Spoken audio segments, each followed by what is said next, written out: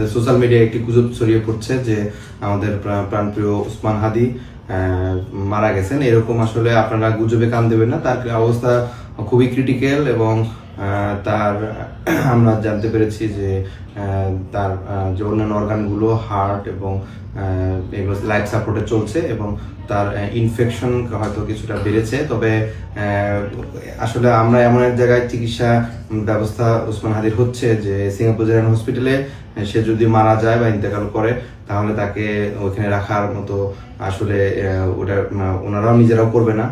তো এটা বাংলাদেশের মতো কোনো পরিবেশ না যে জোর করে বিভিন্ন জনকে আইসিইউতে যেভাবে রাখে, এরকম কোনো সিচুয়েশন আসলে ওইখানে করার কোনো সুযোগ নেই।